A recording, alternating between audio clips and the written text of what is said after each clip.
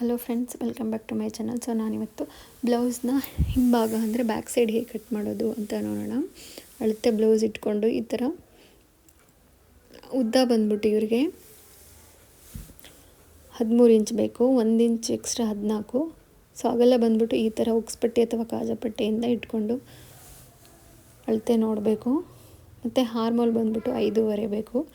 So ನಾನು ಇವ್ರಿಗೆ 13 inch ಬೇಕು, 1 ಇಂಚ್ ಎಕ್ಸ್ಟ್ರಾ 14 ಇಂಚ್ಗೆ ಮಾರ್ಕ್ ಮಾಡ್ಕೋತಾ ಇದ್ದೀನಿ.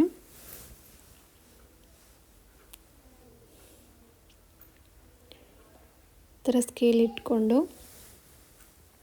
ಲೈನ್ ಹಾಕ್ಕೊಳ್ಳಿ.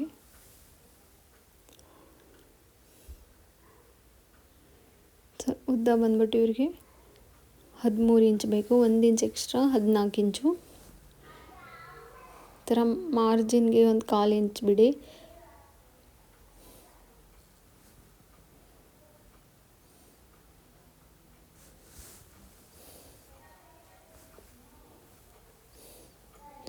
ಈ ಥರ ಉಕ್ಸ್ಪಟ್ಟಿ ಅಥವಾ ಕಾಜಾಪಟ್ಟಿಯಿಂದ ಅಗಲನ ಈ ಥರ ನೋಡಬೇಕು. ಅಳತೆ ಬ್ಲೌಸಲ್ಲಿ 8 ಇದೆ, ಇವ್ರಿಗೆ ಅಗಲ ಬಂದ್ಬಿಟ್ಟು 8 ಇಂಚ್ ಇದೆ. 8 1 + 1 + 2 ಅಂದರೆ 1 ಇಂಚು ಟಕ್ಸ್ಗೆ ಹೋಗುತ್ತೆ. ಸೊ 2 ಇಂಚು ಎಕ್ಸ್ಟ್ರಾ, 1.5 ಅಥವಾ 2 ಇಂಚ್ ಇಟ್ಕೋಬೋದು. 8 ಇಂಚ್ ಹತ್ರ ಒಂದು ಮಾರ್ಕ್ ಹಾಕ್ಕೊಂಡು +2 ಎಕ್ಸ್ಟ್ರಾ ಮತ್ತು 1 ಇಂಚು ಎಕ್ಸ್ಟ್ರಾ. ಸೊ 8 + 1 + 2 11 ಇಂಚ್ಗೆ ನಾನು ಮಾರ್ಕ್ ಮಾಡ್ಕೋತಾ ಇದ್ದೀನಿ. ಈ ಥರ ಲೈನ್ ಹಾಕೊಳ್ಳಿ. 8 ಇಂಚ್ ಏನು ಮಾರ್ಕ್ ಮಾಡಿದ್ವಿ ಅಲ್ಲೊಂದು ಲೈನು, ಮತ್ತು 10 ಏನಿತ್ತು ಅಲ್ಲೊಂದು, ಮತ್ತು ಇನ್ನೊಂದು ಎಕ್ಸ್ಟ್ರಾ ಅದು ಟಕ್ಸಲ್ಲಿ ಹೋಗುತ್ತೆ.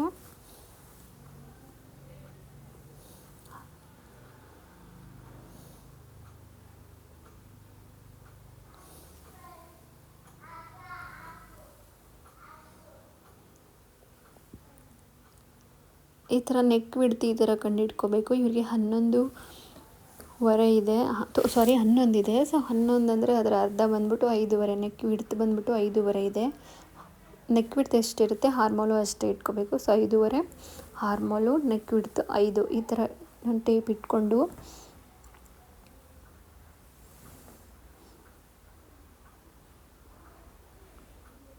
ಮಾರ್ಜಿನ್ಗೆ ನಾನು ಲೈನ್ ಹಾಕೋತಾ ಇದ್ದೀನಿ. ಈ ಥರ ಟೇಪ್ ಇಟ್ಕೊಂಡು ಮಾರ್ಜಿನ್ ಬಿಟ್ಟು 5.5 ಮತ್ತು ಮೇಲಿಂದನೂ 5.5. ನೆಕ್ ವಿಡ್ತ್ ಎಷ್ಟಿರುತ್ತೆ ಸೊ ಹಾರ್ಮೋಲು ಅಷ್ಟೇ ಇಟ್ಕೋಬೇಕು. ಮಾರ್ಜಿನ್ ಬಿಟ್ಟು ನಾನು 5.5 ಇಂಚ್ ಏನಿದೆ ಅಲ್ಲಿ ಈ ಥರ ಮಾರ್ಕ್ ಮಾಡಿಕೊಂಡು ಈ ಥರ ಲೈನ್ ಹಾಕ್ಕೊಳ್ಳಿ.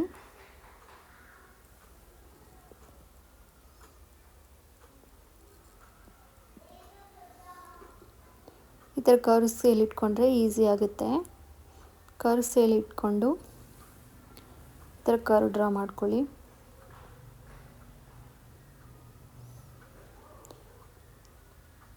ಶೋಲ್ಡರ್ ಬಂದ್ಬಿಟ್ಟು 3. ಸೊ ನಾವೇನು 5.5 ಇಟ್ಕೊಂಡಿದ್ವಿ ಅದರಲ್ಲಿ ಶೋಲ್ಡರ್ ಬಂದ್ಬಿಟ್ಟು 3 ಇಂಚು ಮತ್ತು ನೆಕ್ ಬಂದ್ಬಿಟ್ಟು 2.5. ಸೊ ಟೋಟಲಾಗಿ 5.5 ಆಗುತ್ತೆ.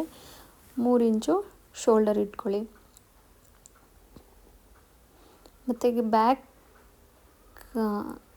ನೆಕ್ ಡೀಪ್ ಬಂದ್ಬಿಟ್ಟು ಇವ್ರಿಗೆ 7 ಇಂಚಿದೆ. ಸೊ 7 ಹತ್ರ ನಾನು ಈ ಥರ ಒಂದು ಟೇಪ್ ಇಟ್ಕೊಂಡು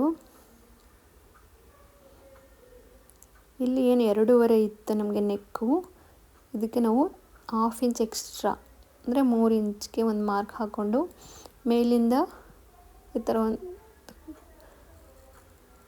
ಲೈನ್ ಹಾಕ್ಕೊಳ್ಳಿ. ಸೊ ನೀವು ಎಷ್ಟಿದೆ ಅಷ್ಟೇ ಹಾಕಿದ್ರೆ ಸೊ ಅದು ಶೇಪ್ ಚೆನ್ನಾಗಿರಲ್ಲ. ಅದಕ್ಕೆ 1/2 ಇಂಚ್ ಎಕ್ಸ್ಟ್ರಾ ಸೇರಿಸ್ಕೋಬೇಕು. ಮೇಲೆ 2.5 ಏನಿತ್ತು, ಕೆಳಗಡೆ 3. ಈ ಥರ ಕರ್ವ್ ಶೇಪ್ ಡ್ರಾ ಮಾಡ್ಕೊಳ್ಳಿ.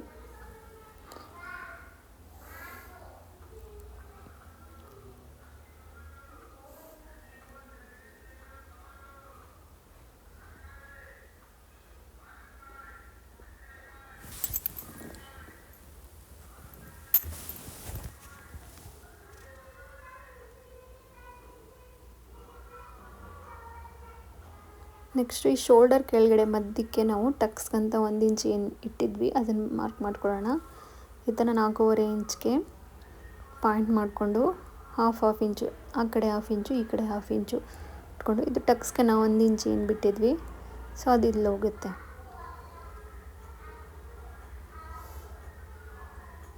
ಸೊ ನಮಗೆ ಚೆಸ್ಟ್ ಲೂಸು ಮತ್ತು ಏನು ವೇಸ್ಟ್ ಸೊಂಟದ ಅಳತೆ ಏನಿದೆ ಅದು ಎರಡೂ ಸೇಮ್ ಇರಲ್ಲ. ಚೆಸ್ಟ್ ಲೂಸ್ ಬಂದ್ಬಿಟ್ಟು ಜಾಸ್ತಿ ಇರುತ್ತೆ, ಸೊಂಟದ ಅಳತೆ ಅದು ಕಡಿಮೆ ಇರುತ್ತೆ. ಚೆಸ್ಟ್ ಲೂಸ್ 8 ಇದೆ, ಸೊ ಸೊಂಟದ ಅಳತೆ ಬಂದ್ಬಿಟ್ಟು ಇವ್ರಿಗೆ 7 ಇದೆ. ಸೊ 7 ಹತ್ರ 7 ಇಂಚ್ ಏನಿದೆ ಅಲ್ಲಿ ಮಾರ್ಕ್ ಮಾಡಿಕೊಂಡು 1 inch extra tuck plus 2 extra 10 ಇಂಚು 10 ಇಂಚ್ ಹತ್ರ ಇವ್ರಿಗೆ ಕೆಳಗಡೆ ಅಂದರೆ ವೇಸ್ಟ್ ಸೊಂಟದ ಅಳತೆ ಬಂದ್ಬಿಟ್ಟು 10 ಇಂಚ್ ಹತ್ರ ಒಂದು ಮಾರ್ಕ್ ಮಾಡಿಕೊಂಡು,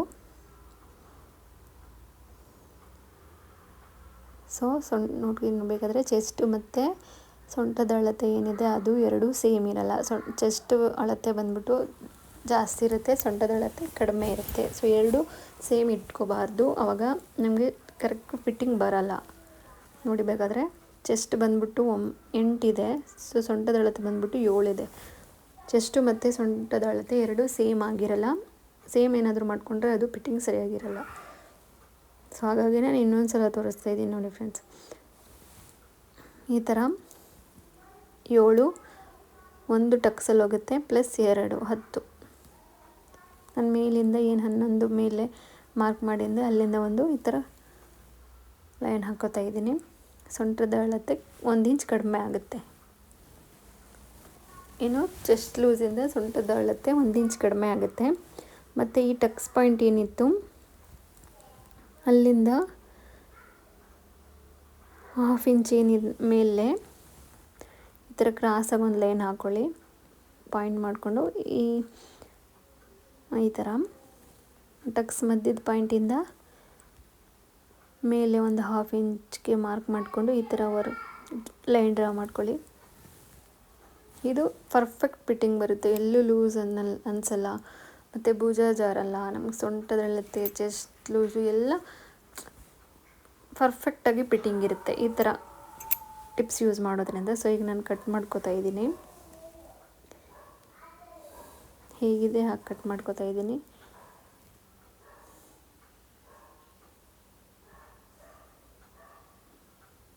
ಇದು ನೋಡಿ ಫ್ರೆಂಡ್ಸ್ ವಿತ್ ಟಿಪ್ಸು, ನಿಮಗೆ ಬ್ಯಾಕ್ ಸೈಡ್ ಹೇಗೆ ಕಟ್ ಮಾಡ್ಬೋದು ಅಂತ ಈ ಥರ ಕಟ್ ಮಾಡ್ಕೊಳ್ಳಿ. ಸೊ ವಿಡಿಯೋ ಇಷ್ಟ ಆದರೆ ದಯವಿಟ್ಟು ಒಂದು ಲೈಕ್ ಕೊಡಿ, ಸಬ್ಸ್ಕ್ರೈಬ್ ಮಾಡ್ಕೊಳ್ಳಿ.